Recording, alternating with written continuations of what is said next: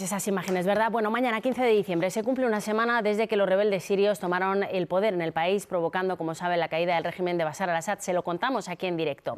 Para analizar toda la situación esta última semana y lo que puede pasar a partir de ahora, nos acompaña en plató una escritora, profesora e investigadora de origen sirio, Leila Nasawati. Hola, Leila, ¿qué tal? Buenas. Bueno, imagino que muy preocupada por todo lo que está pasando, esta incertidumbre, ¿no? ¿Podemos definirlo así, lo que está pasando en Siria? Sí, son días de muchas emociones, son días agridulces. Por un lado, desde luego, creo que siempre es motivo de celebración y los sirios lo están celebrando, sirios, sirias de todas las confesiones y de todos los orígenes, en las calles la caída de una dinastía que ha convertido el país en un gran campo de exterminio. Y por otro lado estamos viendo la liberación de esos campos de exterminio y de esos centros de tortura, como ha sido Sednaya, que era el símbolo del terror de los sirios, y estamos viendo pues, que de las personas que se daban por desaparecidas, más de 100.000, la mayoría han sido asesinadas, y eso pues, rompe las esperanzas de muchísimas personas de encontrarse con sus familiares con vida. Entonces son momentos de duelo y son momentos de, a la vez, celebración de la caída de una dinastía criminal. Leila, escuchándote, la verdad es que se nos ponen los pelos de punta, porque mirándote a los ojos, lo que estás diciendo detrás de esas declaraciones, lógicamente tienes testimonios de mucha gente, no sé si de familiares, de amigos. ¿Qué nos puedes contar para que nos hagamos una pequeña idea aquí en España? Pues yo os puedo contar que Siria ha sido el reino del terror durante décadas, que no se conocía el alcance de esa represión que sufría la población y que, digamos, esa cárcel de Sednaya que estamos viendo ahora, que recordemos que Sednaya era un ejemplo de un lugar de diversidad, de peregrinaje cristiano, es uno de los, creo que es el único lugar en el mundo en el que se conserva el uso de la lengua aramea. Imaginaos, un lugar en el mundo en el que todavía se habla esa lengua que es el arameo.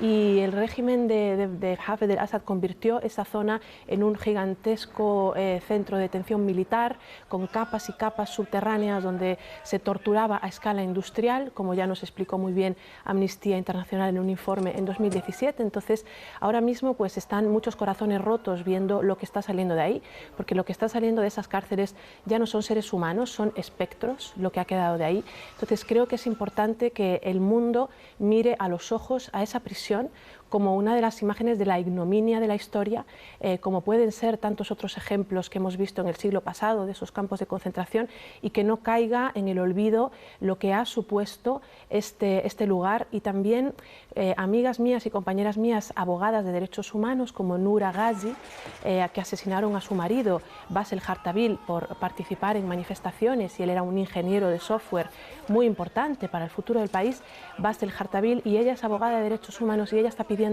mucha ayuda también al resto del mundo, a la comunidad internacional, a abogados expertos en documentación, para que toda esa documentación de Sednaya no se pierda, porque estamos viendo papeles por el suelo dentro de todo ese caos que hay ahora. Me parece que vamos a descubrir tristemente lo que ha pasado ahí, ¿no? Sí. Mucha información, sin duda. Leila, a nivel político, ¿qué va a pasar ahora con Siria? ¿Cómo ves los primeros pasos del primer ministro? ¿Se pueden dividir los rebeldes? Porque son, recordamos, grupos muy diversos, que el único objetivo que les unía era derrocar el régimen, ¿no? ¿Y ahora? Sí. Es verdad que había un objetivo común, que era digamos, de consenso, la caída de este régimen, y es verdad que ahora mismo pues, se abre un futuro de incógnitas, pero se pide, desde dentro se está pidiendo al mundo, se está pidiendo por un lado paciencia, porque imaginaos, está siendo todo tan rápido. Imaginaos si en otros países, como puede ser España, los acuerdos políticos son tan difíciles y a veces tan endiablados. Imaginaos lo que puede ser ahora mismo lograr acuerdos en Siria. Entonces, de momento, hay un gobierno provisional, temporal, y la prioridad está en rehacer algunas cuestiones básicas. El país está devastado, la gente no tiene para comer. La dinastía de los Assad en los últimos años convirtió Siria en un narcoestado en el que prolifera a sus anchas el captagón, que se conoce como la cocaína de los pobres. Entonces hablamos de un país devastado a todos los niveles, que hace falta reconstruir a un nivel de la gente ahora mismo no tiene los servicios básicos cubiertos, no tiene para comer. Entonces se pide, por un lado, paciencia en estos 3 meses para reconstruir lo mínimo que hay que reconstruir, para después de estos 3 meses temporales poder formar gobierno, un gobierno que sea representativo, crear una nueva constitución. Todas estas cosas se están hablando, pero creo que hace falta sobre todo que no se presione, porque claro, con vecinos como los que tiene Siria, complicado. Claro, porque estamos viendo Israel... Hablamos de Jordania, hablamos de Líbano, hablamos de Israel, hablamos también de Turquía. Claro, hablamos de un vecino como Israel que está bombardeando cualquier posibilidad militar dentro de Siria, digamos, arrasando todo lo que pueda ser convertir al nuevo gobierno sirio en hacer frente a Israel. Estamos viendo el genocidio que ha perpetrado Israel entre nuestros vecinos y la visión que tienen de un nuevo Oriente Medio en el que ellos campan a sus anchas, reconfigurando fronteras y reconfigurando a bombardeos. ¿Ese puede ser el objetivo de Israel, de esos bombardeos ahora, justo ahora en Siria, cuando además ya está bastante ocupado con la guerra en Gaza, sí. También Cisjordania, Líbano, ¿no? Sí, tienen muchos frentes abiertos, pero siempre se puede contar con ellos para abrir uno nuevo. Desde luego su visión del nuevo Oriente Medio es terrorífica.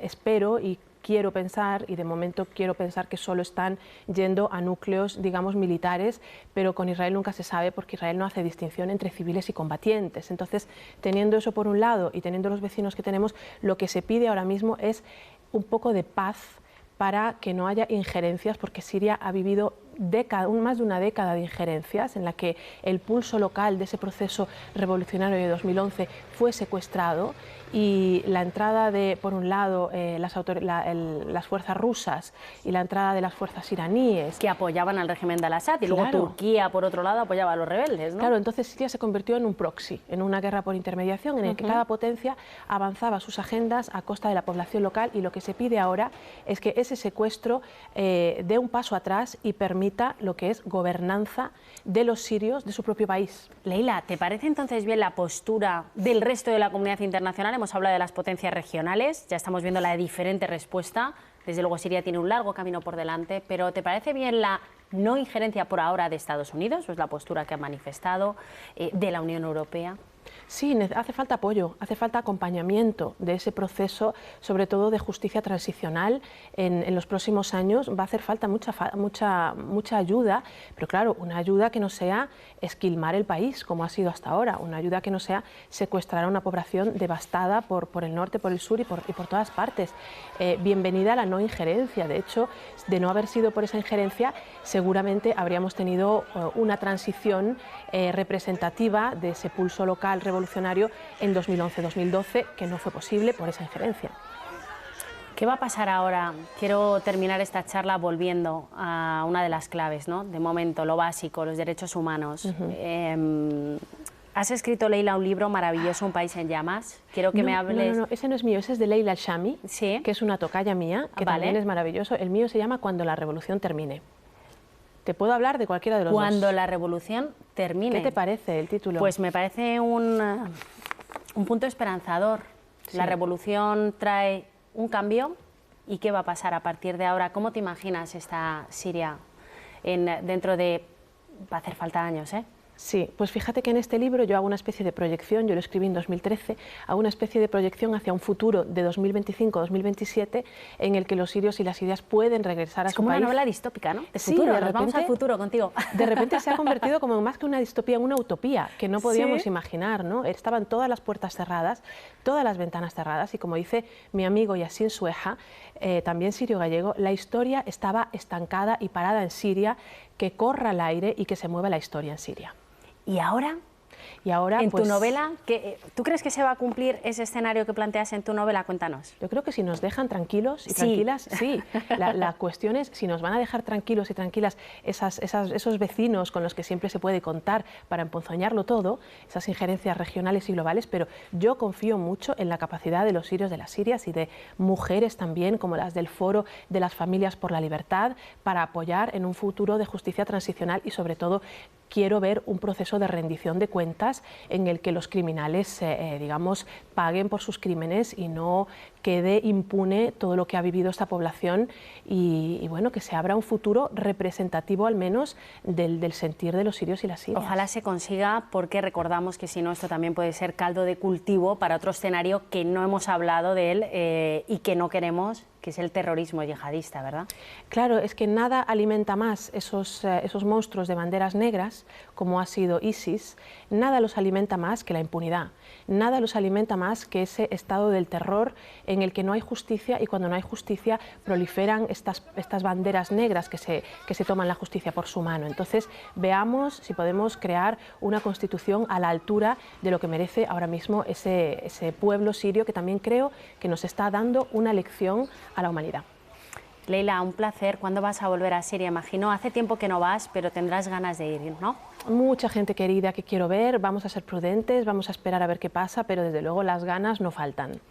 Gracias por venir, esta es tu casa, estás invitada cuando quieras y ojalá demos buenas noticias de Siria, que ya toca, de verdad.